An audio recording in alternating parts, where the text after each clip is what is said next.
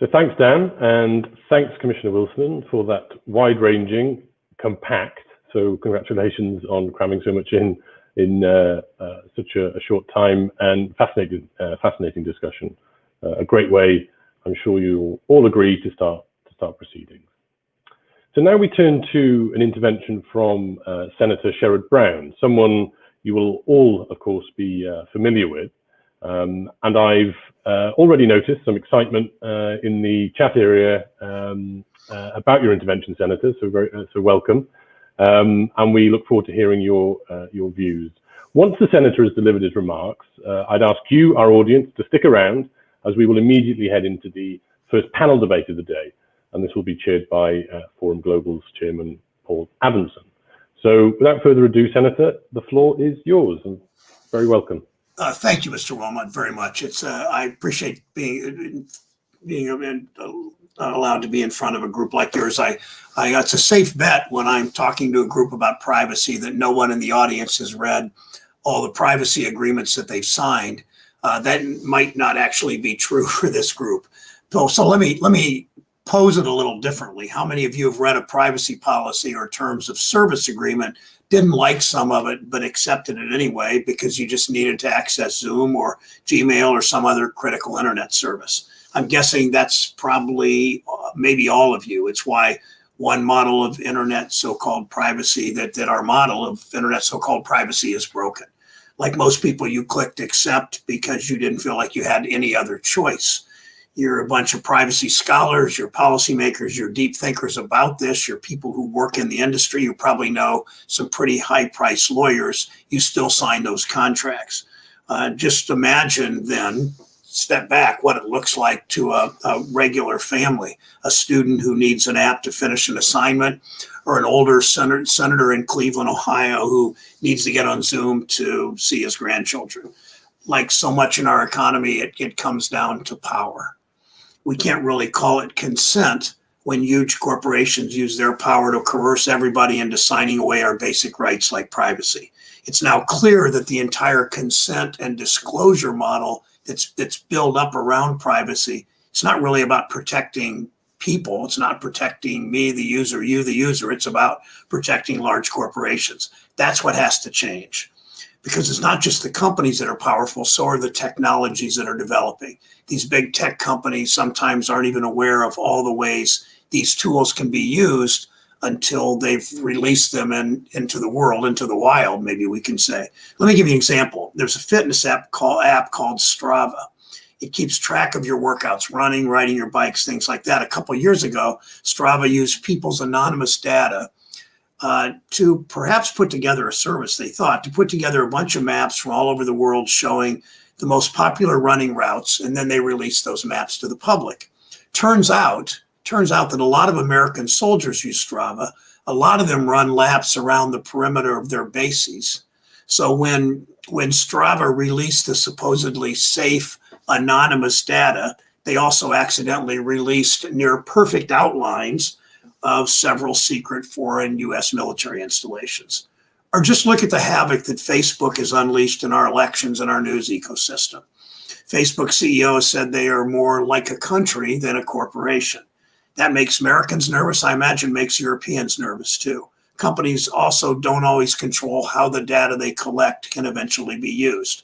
Often the information people give up to online stores and social media sites can be harvested by the government too.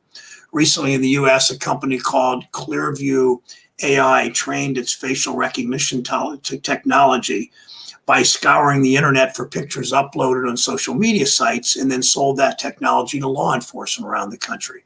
Facial recognition was reportedly used by police in Minneapolis and other places to target Black Lives Matter protesters exercising their First Amendment rights after the murder of Mr. Floyd. And then there are all the ways that corporations illegally abuse people's data. Look at the list of data breaches from the past few months. 1 million accounts hacked on an education company called OneClass. 2 billion people had their information breached at a company that tracks internet activity called Blue Kai. Thousands of accounts were compromised at a banking website called Dave.com. Nobody consents to being hacked. Nobody consents to having their identity stolen. Of course, hacking is already illegal, so the issue isn't how the company intends to use the data, it's that the data was collected in the first place. Rather than wait around while this technology changes our world, we need to lay out a vision for the kind of society we want to live in before Mark Zuckerberg and other CEOs that no one elected make that decision for us. That's why I've put together a different approach. We need to start by reducing the amount of data that's already flowing out there in the internet or is piling up in discarded servers. That's why my bill bans most data collection from the very start. We want to see a world where you can have confidence that most of your data is protected from collection entirely. And if you do authorize data to be used by a company for some reason, it shouldn't be collected and then bundled with other information or sold to other people or used for other purposes. That's what real power that we should have individually over our data looks like. My plan takes the burden off consumers, puts the burden where it belongs on the companies that collect it. It would drastically scale back the permitted uses by companies of personal data, banning them from collecting any data that isn't strictly necessary to provide the service that we were asking for or we're contracting for. For example, signing up for a credit card online shouldn't and won't under our plan give the bank the right to use your data for anything else, not marketing, certainly not to use that data to sign you up for 5 more accounts you didn't ask for, like Wells Fargo infamously did and paid so little price for. It's not only the specific companies we sign away our data to that so they can profit off it. They sell it to other companies they've never heard of without our knowledge. That's why our plan creates one central agency to monitor companies that collect data. It gives Americans powerful legal tools to hold those companies accountable if they abuse it. It also bans outright facial recognition. It's an immature and a dangerous technology we know often has racial discrimination baked into it and has huge potential for abuse. We know it's already resulted in the wrongful arrest of a man in Michigan. If we don't stop now, we know that's going to happen again and again and again. We can bet that, like always, it will be mostly Black and brown Americans who will be the victims. The right to privacy, the right to peacefully protest isn't something we should lose simply by clicking, I agree. Under my plan, people could rest easier knowing that regardless of the 4,000-word privacy policy shoved in their face, it would be illegal for their data to be bought and sold or sent to law enforcement. As we talk about this plan, we work to get more people on board, rethinking our privacy framework. You might hear arguments from some tech companies. You will hear arguments from some tech companies that this proposal will stifle innovation. It'll interrupt their business model. My answer to that is yes, it will if your business model is built on exploiting people. We want to stop that. Silicon Valley should respond by doing what it's done very, very well over the decades. That's innovating. The reason big tech hasn't come up with a business model that doesn't rely on spying on people isn't because they can't do it. It's because they haven't tried, and there's financial reason not to try. Americans have been getting free media in exchange for listening to or reading advertisements for decades. It's never required an invasion of privacy. I'm confident if we raise the bar, smart engineers and others will meet it, exceed it, and continue to have a good business plan and make money. They've done it before. Let me close with a story in a very different industry. I live in Cleveland. Back when I was in high school, the Cuyahoga River, the bridge trestles on the Cuyahoga River caught on fire from all the chemicals that had been dumped into the Cuyahoga River leading into Lake Erie. It was 1969. There were essentially no consequential environmental standards. Cities were covered in smog. Waterways were so polluted they burned. After the fire in Cleveland made national headlines, Americans began to wake up. In 1970, Congress passed the Clean Air Act. Shortly after that, the EPA set a very bold goal, that is to drastically reduce vehicle emissions. As you'd expect, and here's the purpose of this story, auto manufacturers went berserk. It was impossible, they said. Auto assembly lines would be shut down. Tens of thousands, hundreds of thousands of auto workers will be thrown out of work. People won't be able to afford these cars. The few cars that could be manufactured will be too expensive.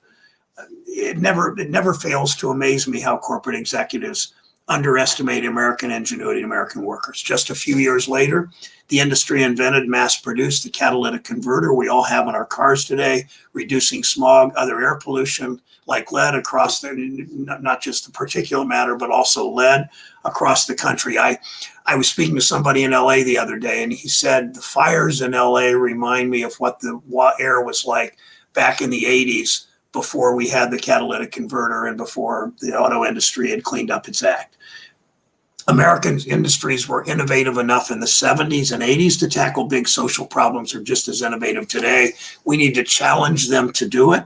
We need them to, some of you listening in today on the work for some of these tech companies, I have faith that you can meet that challenge.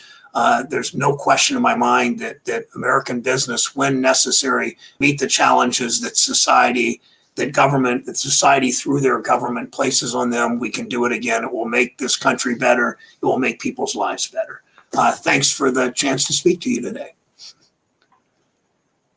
Well, thank you very much, Senator, and thank you for taking the time to be with us. I appreciate you have a hectic schedule, and I'm sure your remarks will no doubt prompt much discussion. I like the way you Brits say schedule instead of schedule.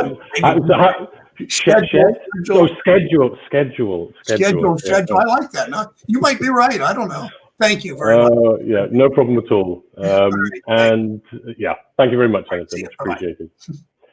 As I indicated earlier, we're now going to turn to the first panel of the day.